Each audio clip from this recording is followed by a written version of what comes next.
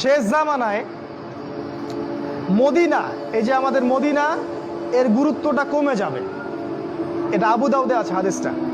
মদিনার গুরুত্ব কমে যাবে, মানুষ মদিনাকে অতটা মূল্যায়ন করবে না। মানে মদিনা থেকে বিশ্বের সবকিছু নিয়ন্ত্রণ করা হবে না। তখন জেরুজালেমের গুরুত্ব বেড়ে যাবে। ওই ইসরায়েল যেটা দখল করে রাখছে ফিলিস্তিনে, ওর গুরুত্ব পৃথিবীতে বেড়ে যাবে। দেখবেন আজকের বিশ্বের সবকিছু ওইখান থেকে নিয়ন্ত্রিত হয়। মিডিয়া বলেন, প্রযুক্তি বলেন, রাজনীতি, অর্থনীতি, সবকিছু ওইখান থেকে। সারা বিশ্বের মূল জায়গাটা এখন জেরুজালেম। নবীজি বলেছেন যখন এই অবস্থা হবে তখনই মালহামা শুরু হবে। সাহাবীরা বললেন মালহামা কি জিনিস? নবীজি বললেন এমন যুদ্ধ যে যুদ্ধে 100 জনের মধ্যে 99টা মানুষ মারা যাবে। 100 জনের মধ্যে 99টা সৈন্য মারা যাবে। এবং এই যুদ্ধটা হবে ইউফ্রেটিস বা ইরাকের ফোরাত নদীর সোনার পাহাড়কে কেন্দ্র করে। এটা সামনে হতে যাচ্ছে। এবং এই যুদ্ধটা হবে 80টা দেশের মধ্যে। বিশ্বের 80টা দেশ একত্রিত হয়ে যুদ্ধ করবে সামনে। আপনি প্রথম বিশ্বযুদ্ধ দেখেছেন না, দ্বিতীয় বিশ্বযুদ্ধ দেখেছেন, এগুলো এই যুদ্ধের সামনে কিছুই না। এটা হবে পারমাণবিক যুদ্ধ, সামনে হতে যাচ্ছে। এবং প্রত্যেক দেশ 12,000 করে সৈন্য পাঠাবে এই যুদ্ধে। এরা সবাই মিলে যখন এই যুদ্ধে অংশ নিবে তখন এরা মুসলিমদের উপর ব্যাপক নির্যাতন চালাবে। সামনে হতে যাচ্ছে এটা।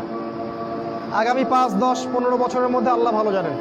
আল্লাহ ভালো জানেন, আমাদের অনুমান 10 বছরের মধ্যে হতে পারে, 5 বছরের মধ্যে হতে পারে। নবীজি বলেছেন এই সময়, এই যুদ্ধের শেষের দিকে আল্লাহ পাক মুসলিমদের ত্রাণকর্তা হিসেবে একজনকে পাঠাবেন, যার নাম হবে ইমামুল মাহদি, যিনি মদিনা থেকে আসবেন।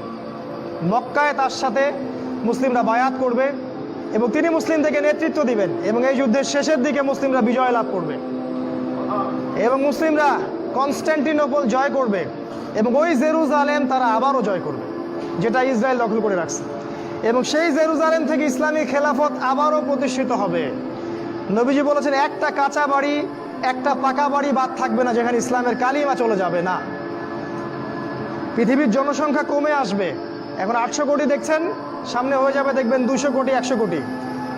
1 ভাগ মানুষ মহামারীতে মারা যাবে, হাদিসে এসেছে। 1 ভাগ মানুষ দুর্ভিক্ষে মারা যাবে, আর 1 ভাগ মানুষ এই মালহামায় মারা যাবে। অল্প কিছু মানুষ বেঁচে থাকবে। মুহূর্তে একটা দেশ ধ্বংস হয়ে যাবে যখন পারমাণবিক যুদ্ধ শুরু হবে। আমরা তো এখনো স্বপ্ন দেখছি 2050, 60, 3000 বছরে, তাই না? দেখেন সামনে কি হয়, অপেক্ষা করতে থাকেন। এরপর খেলাফা কায়েম হবে এবং এই খেলাফতটাকে প্রতিবন্ধকতা সৃষ্টি করবে ইহুদিরা। ইহুদিদের নেতা হিসেবে বের হবে দাজ্জাল এবং এই দাজ্জাল ইহুদিদেরকে নিয়ে